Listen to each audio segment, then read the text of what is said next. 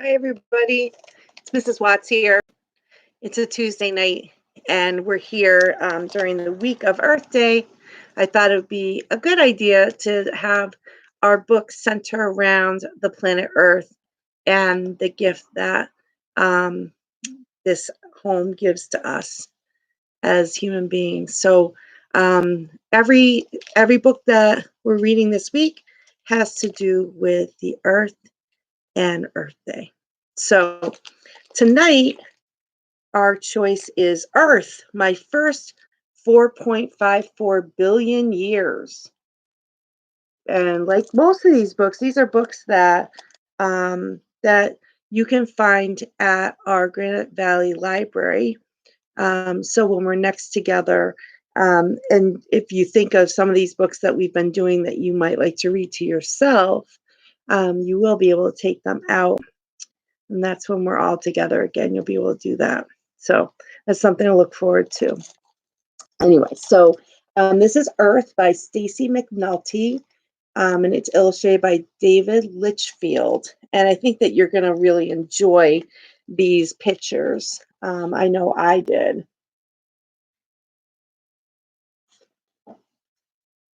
So here's the title page, Earth, my first 4.54 billion years. If you take a look at the picture of the Earth, you can see that the illustrator has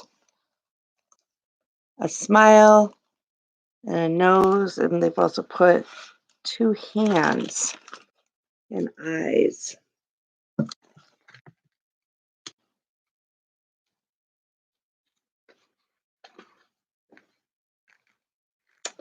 My family is really, really big.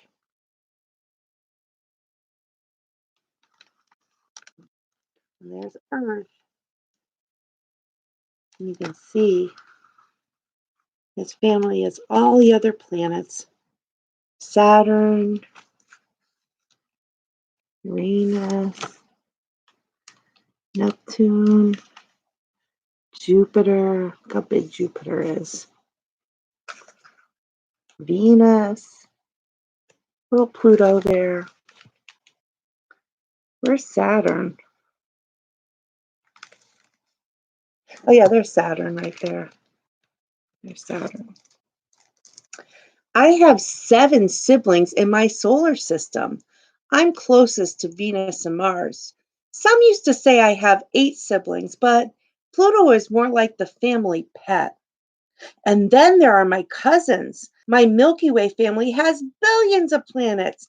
Told you, big family.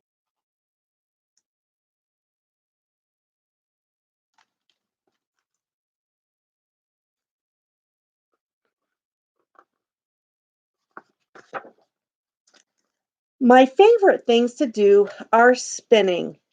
It takes a whole day. It takes me a whole day to go around once. Encircling the sun. That takes me an entire year.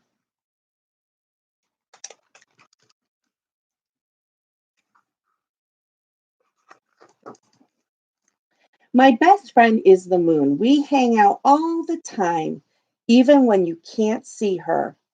The moon needs 27 days, 7 hours, 43 minutes, and 12 seconds to go around me. I timed her.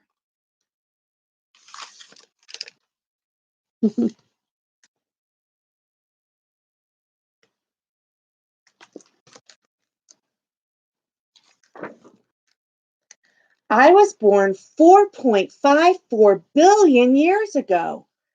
I don't remember what it was like to be a baby. Who does? But I've been told it was a hot mess.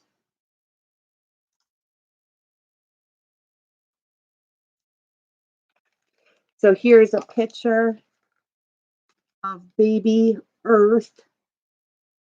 in the photo album. And up top it says explosive, gassy, very crabby. And down here it says baby Earth.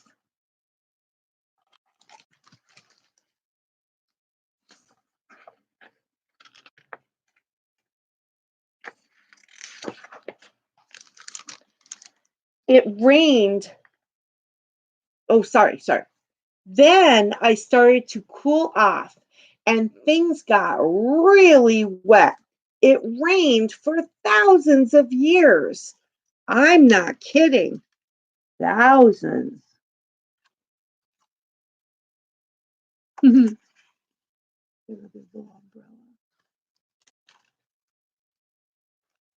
I was soggy and lonely. A few islands popped up in my oceans, but no plants and no animals.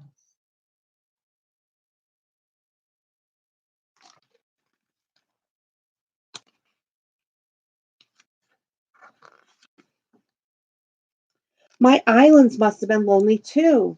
They got together and made bigger islands called continents. I remember and Nuna and the ginormous Pangaea. Then Pangaea split into 7 separate continents. Things are always changing. You can see the continents that formed over time.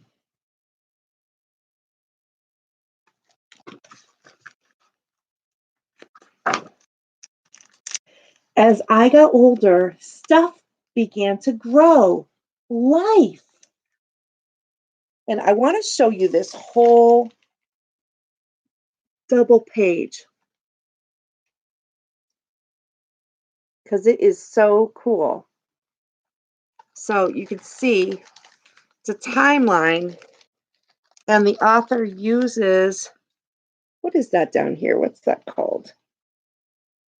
Looks like a measuring tape or a ruler, right? So down here it says, I arrive 4.54 billion years ago. So to read this page, I think what I'll do is I'll read half of it and then the other half. So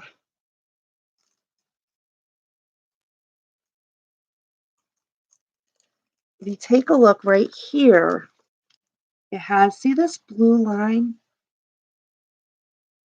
right here?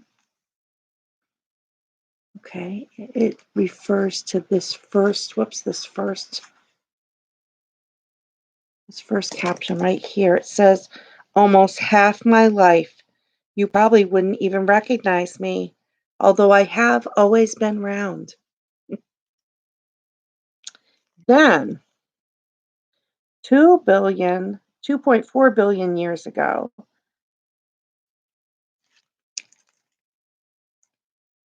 there, if anyone had been alive, they could finally take a breath. Right there. So then after air, what comes next? Well, plants. Plants can live on land. And then finally, 400 million years ago, then came bugs. Okay, so we're starting to see how life is beginning to develop. So first of all, not much is happening. Air, some plants, bzzz, and then some insects. Oh my goodness. Okay, so next up, 240 million years ago, my first dinosaur. And then after that, 210 million years ago, yay for mammals. They're fuzzy and warm. After the mammals come the birds. Did you know that birds were relatives of the dinosaurs? I bet you already knew that. And then 130 million years ago, flowers. I'm a very pretty planet. I'm not bragging if it's true. And then 200,000 years ago, Homo sapiens, that's us.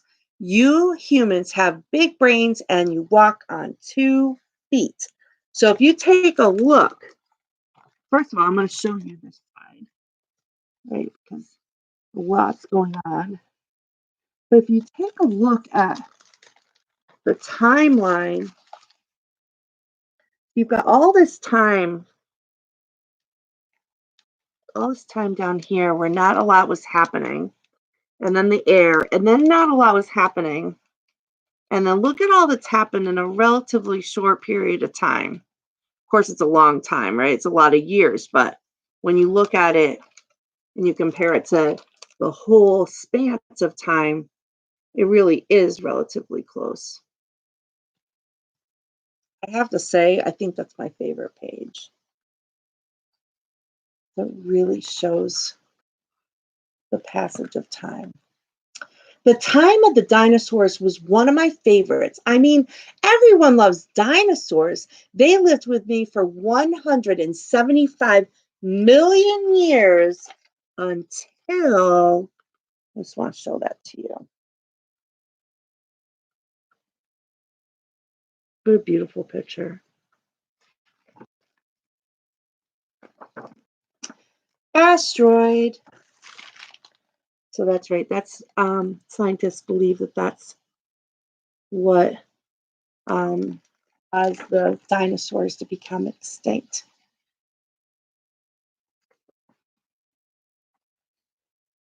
So it's not always easy being Earth. There's volcanic eruptions and ice ages and major collisions.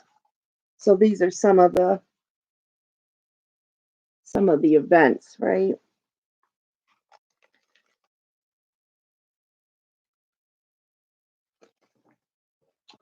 But on the inside, I am the same planet awesome. And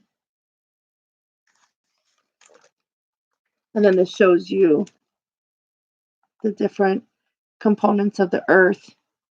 You've got the inner core, the outer core, the mantle, the crust. And the crust is relatively thin when you look at the other parts. Well, humans have been super fun. No other species has ever been interested in learning about me.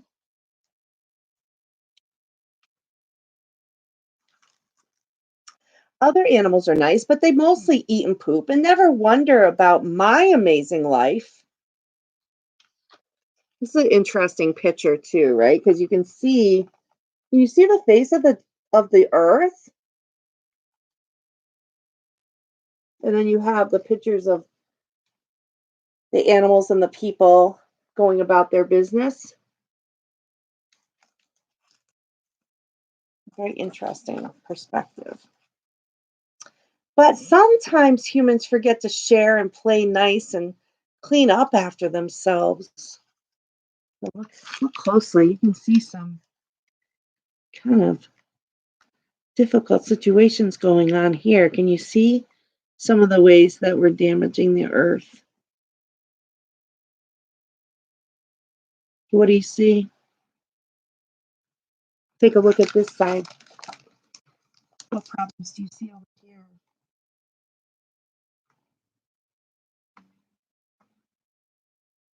No.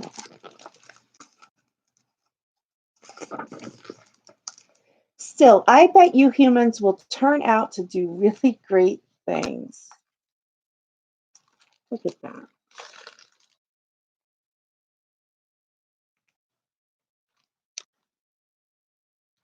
Do you see what the banner says? It says, "We love you, Earth."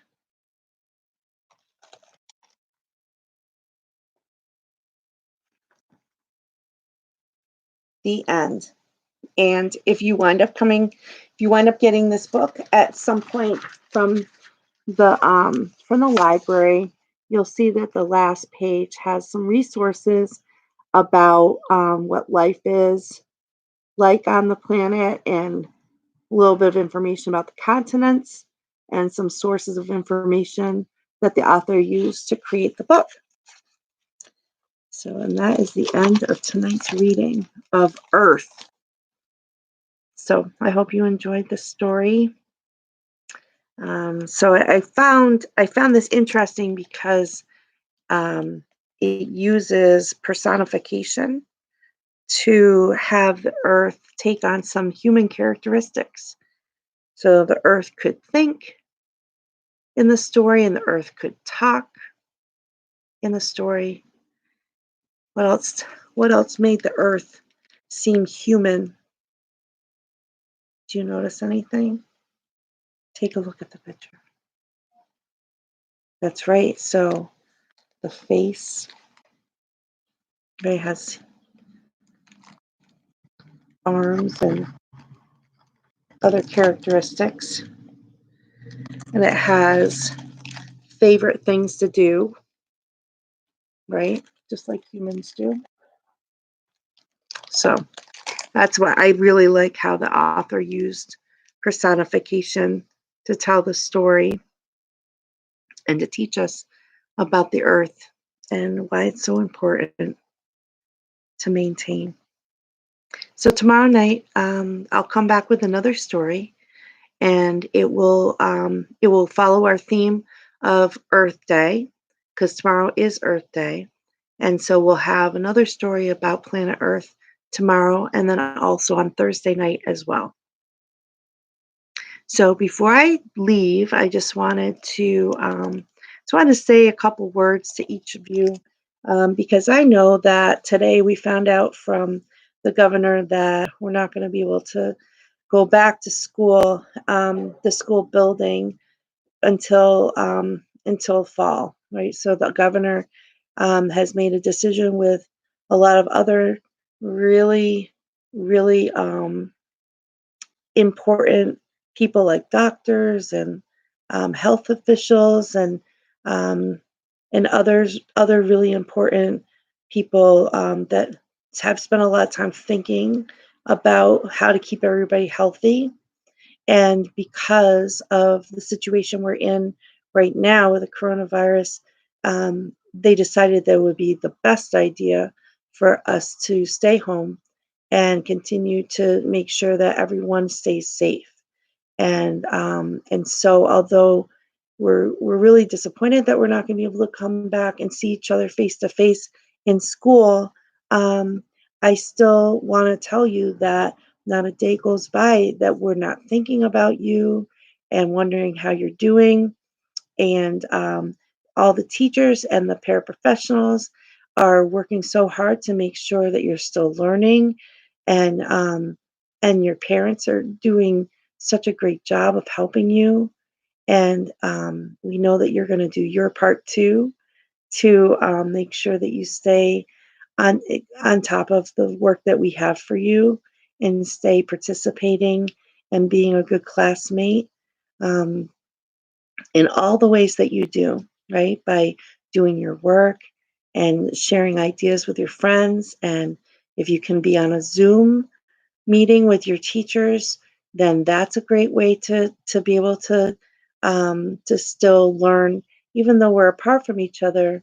School is not over. It's just that we can't go to the building, right? But we're still a community. We still love each other. We still work together to learn, and the year is not over. And I just want to tell you that you can count on me to be here every night during the week to give you another story. I'm not going anywhere. And so you can come and share a story with me all the way through until the last day of the school year. And that's a promise. Okay, so just stay with us, stay focused. Keep being the wonderful kids that we know that you are, and know that you are loved, and know that we always are thinking of you. Okay? All right. Have a good night. See you tomorrow.